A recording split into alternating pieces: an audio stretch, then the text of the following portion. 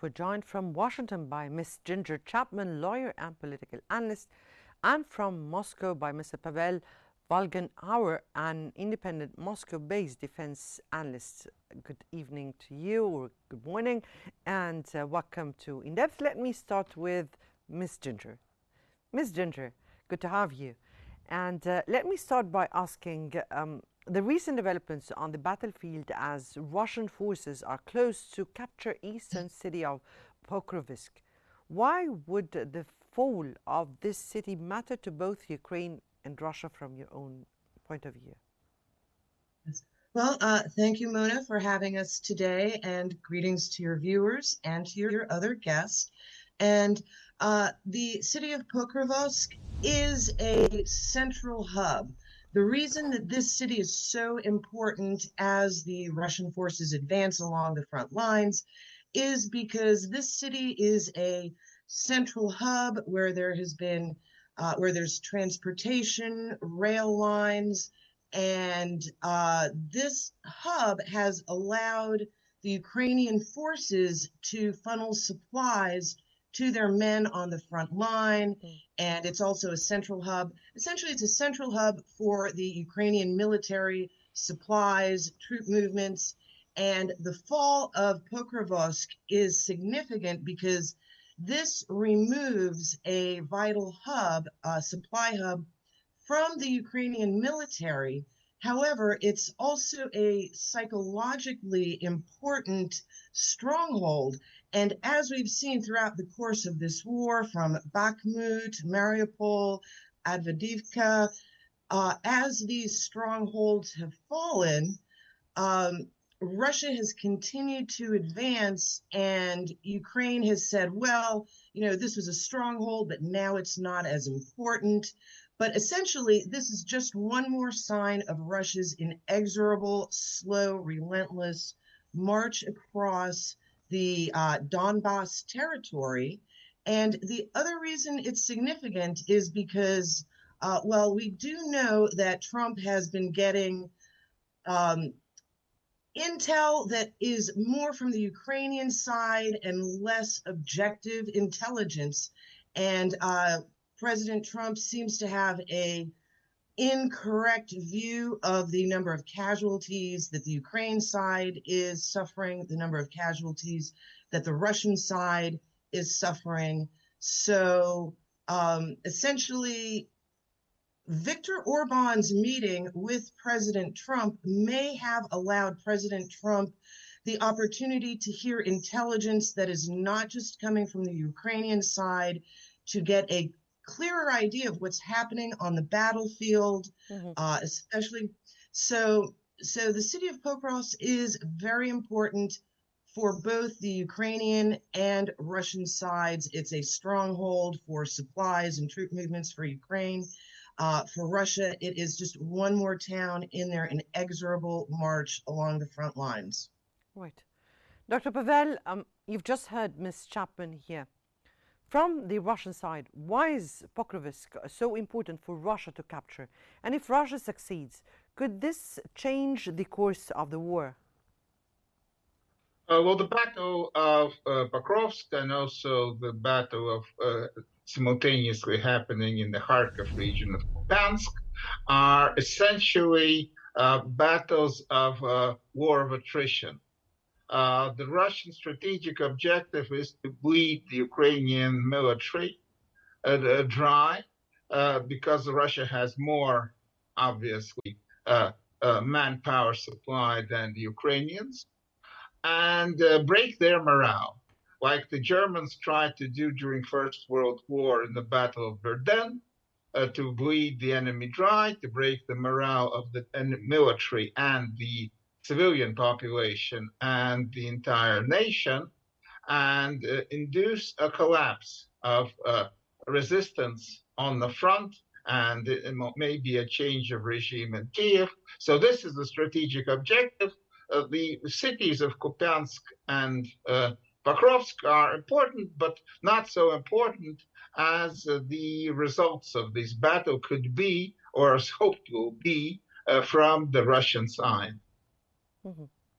Ms. Ginger, turning to the recent meeting between Donald Trump and Viktor Orban, and you spoke about that. The US has exempted Hungary from sanctions on Russian oil and gas for a year. Now, how does this affect the credibility of America's sanctions policy?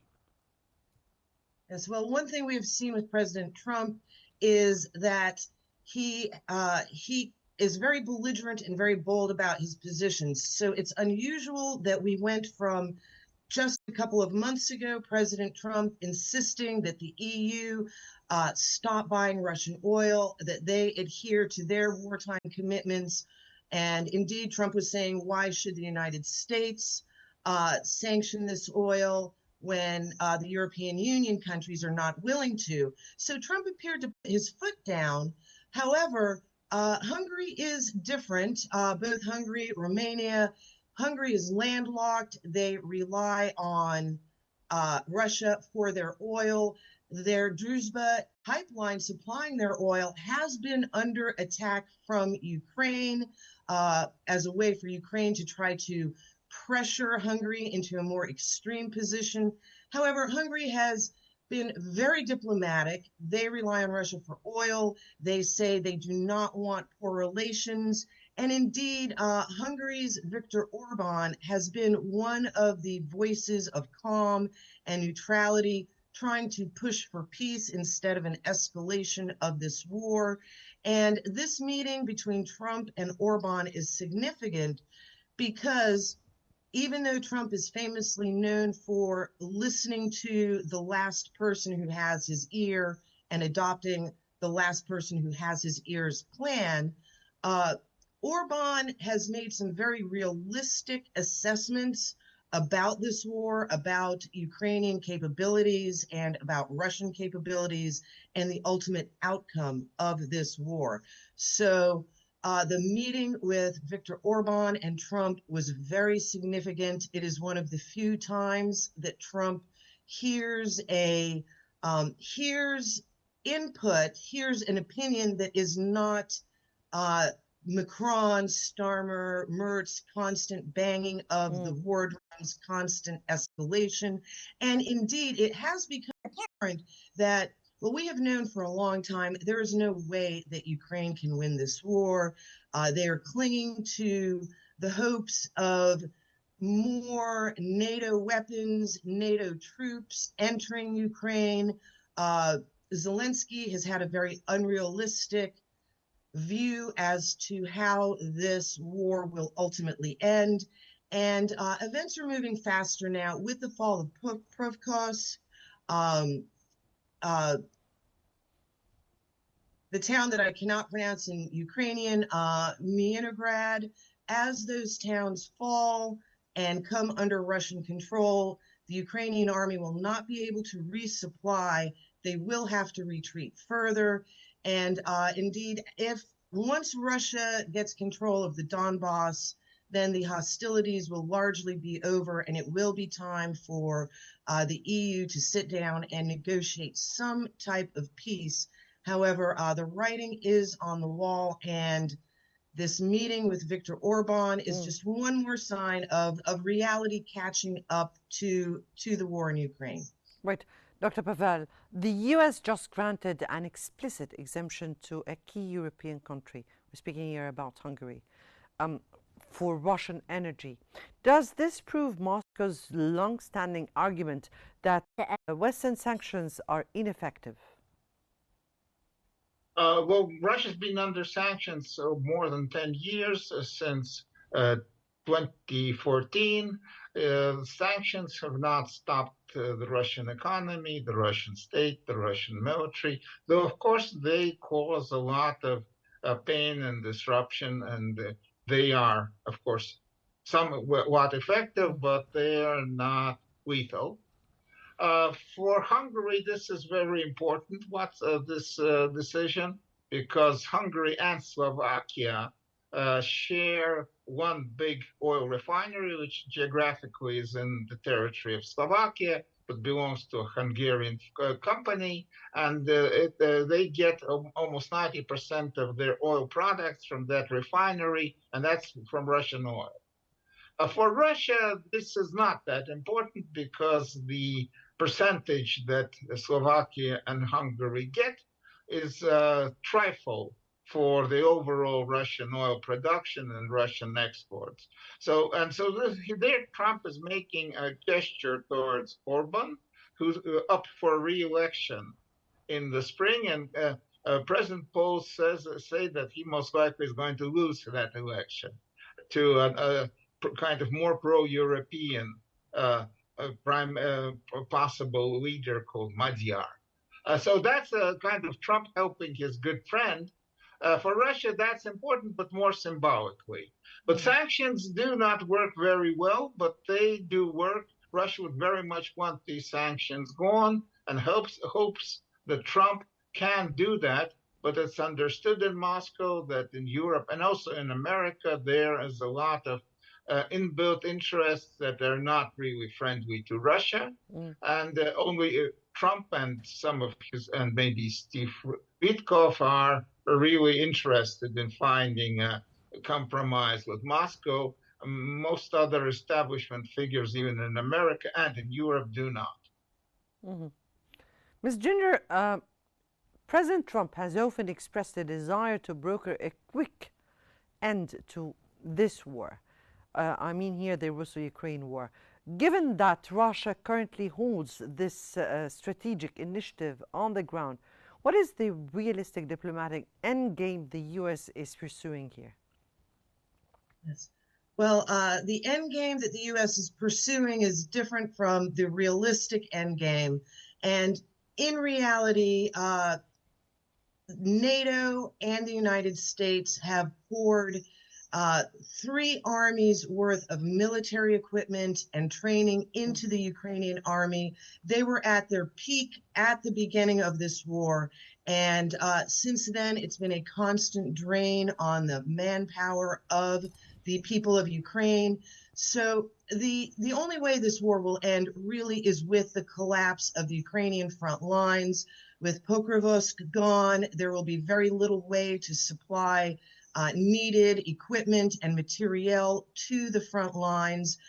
We do see that the Ukrainian and the EU has gotten more desperate.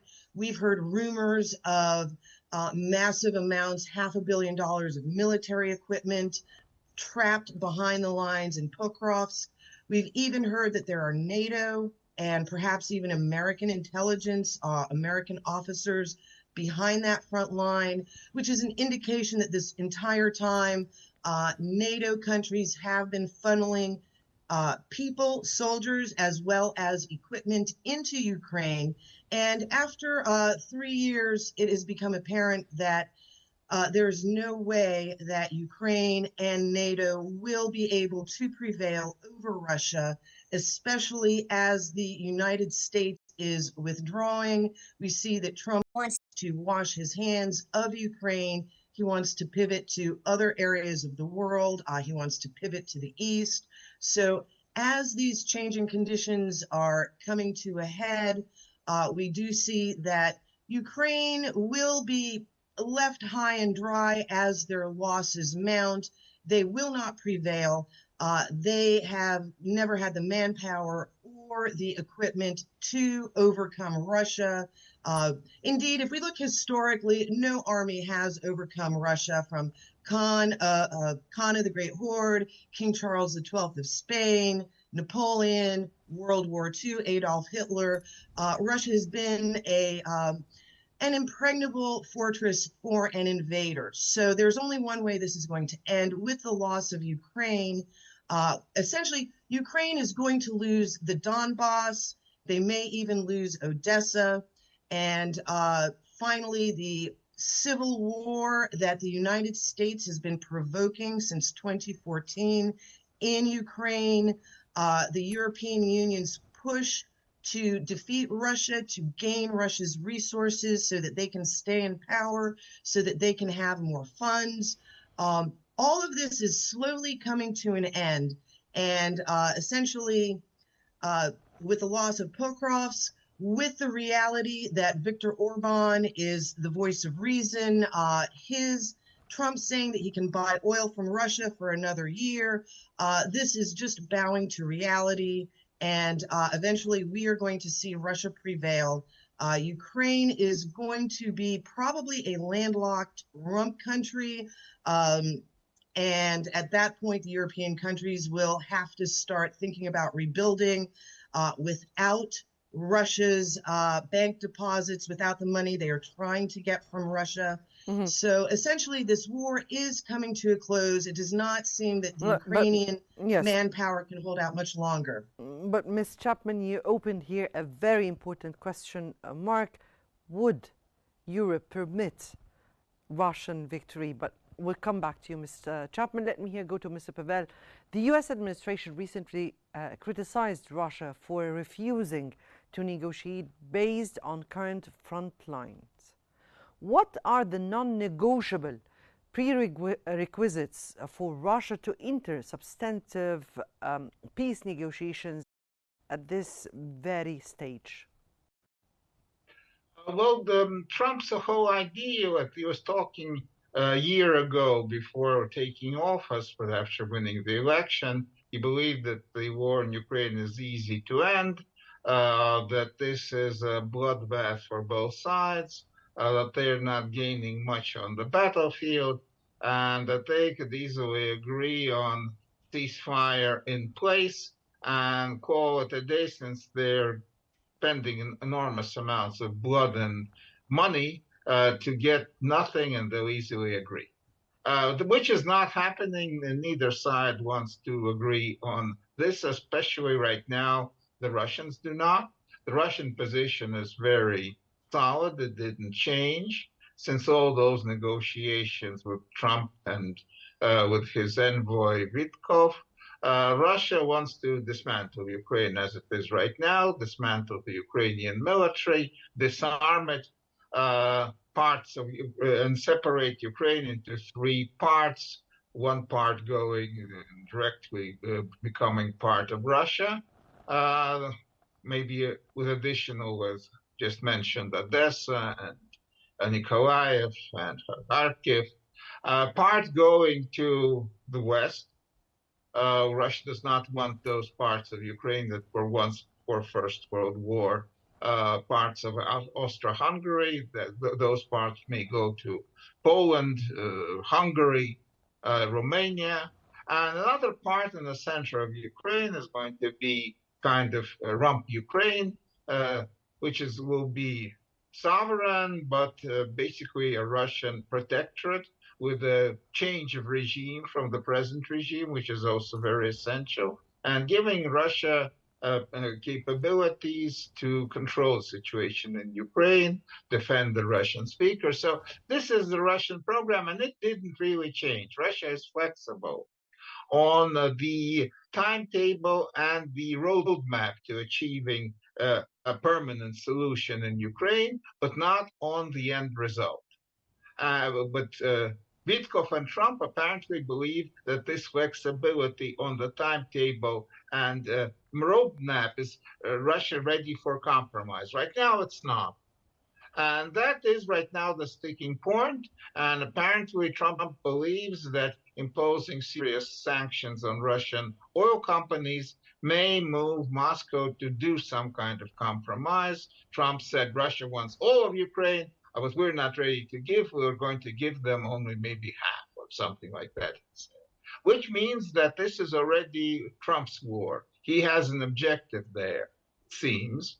But we'll have to see how that works out, because right now I believe, yes, it's coming to a climax, this war, and the climax is going to be, I'm afraid, on the battlefield and not in the diplomatic sphere. Diplomacy will come further on after some kind of thing changes on the battle. Mm-hmm. Ms. Ginger, let me here take from what you said. And there are maximum demands from both sides, the Russian and the Ukraine side. But Europe, or the European interests, is in the loss of Russia, while Russia is not intending to concede. From your point of view, how will the US president deal with such a situation? He is just between all sides here. We're speaking about his alliances, the NATO members, we're speaking here about Europe, of course, and supporting Ukraine. And from the other side, that he wants to end this war and his relations with Russia. How do you think he can manage such a balance here? Well, President Trump is in a difficult position, as you noted. As this war as this war winds down, and there is a great deal of battle left on the front lines. However, Trump is maneuvering a fine line between the demands of the European Union, Ukraine, Russia, and indeed the rest of the global community. We do know that the EU, they want this war to continue more than anything. Their ultimate goal has always been the $72 trillion of resources that lies within Russia. And for the EU, Ukraine was merely, as they put it, a battering ram to attack Russia with. This does not bode well for the Ukrainian people. Their country is going to be war devastated for a very long time. They have suffered incredible losses. No doubt the EU will generate funds for the rebuilding of Ukraine. We know that previously there were contracts with multinational corporations such as BlackRock to take over and rebuild parts of Ukraine. So Ukraine is going to be left with very little sovereign power after this war. As for Russia, they have known for the past 3 years their goals are being met. Their goals have stayed the same: the demilitarization of Ukraine, neutrality, no joining NATO, and no missiles on Russia's border. So it appears Russia will ultimately get their goals. They'll attain their goals from the war. And Trump is going to be left holding the pieces. He is going to have to continue to negotiate with the European Union.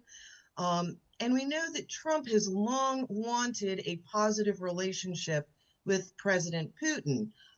There were times where it seemed the two men would meet and long. However, the European Union wanted to prevent that.